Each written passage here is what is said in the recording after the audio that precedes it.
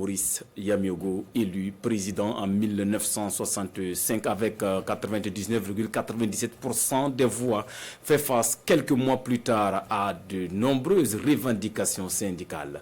Les voltaïques, exténués par des mesures austères de son gouvernement, expriment leur indignation par des manifestations. La première insurrection populaire du pays est bien celle du 3 janvier 1966. Karim Bikenga. 3 janvier 1966, 3 janvier 2023. 57 ans sont passés, mais la date reste inoubliable pour les Burkinabés. Elle commémore le premier soulèvement populaire contre un régime élu au pays des hommes intègres. Il s'agit du soulèvement à l'origine de la chute du président Maurice Yamiogo, premier président de la Haute-Volta d'alors, aujourd'hui Burkina Faso. Il venait pourtant de remporter les élections une année plus tôt, avec des résultats confortables. 99,97% des voix. Le grand perdant à ce scrutin reste donc l'opposition, très affaiblie pour tenir face au pouvoir. Mais dans l'exercice du pouvoir, il faut compter avec les syndicats. Ces derniers passent pour seul contre-pouvoir après la défaite de l'opposition en 1965.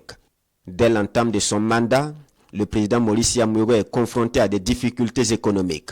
Sa trouvaille, adopter une politique d'austérité budgétaire.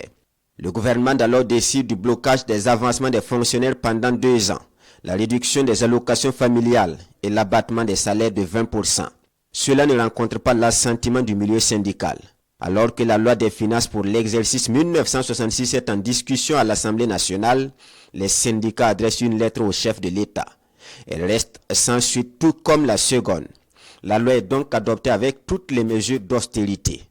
La rupture est consommée entre le pouvoir et le monde syndical.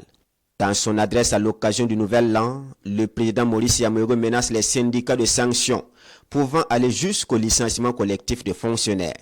En réponse, les partenaires sociaux décrètent la grève du 3 janvier 1966. Bien des villes du Burkina sont paralysées, à l'exemple de Ouagadougou et Bobo-Dioulasso. Le dispositif sécuritaire mis en place n'y fit rien. Les syndicats sont déterminés. Ils sont même rejoints par les leaders religieux et la chefferie coutumière et bien d'autres couches de la société. Leurs revendications se résument en un slogan: du pain, de l'eau et de la démocratie. Les forces de défense et de sécurité sont débordées et la situation est irréversible. L'armée décide alors d'assumer ses responsabilités. Son chef d'état-major, le lieutenant-colonel Sangoulé Lamizana, est déclaré chef de l'État et Maurice Yamiogo rend sa démission. Le président Sangoulé Lamizana reste au pouvoir jusqu'en 1980, soit 14 ans.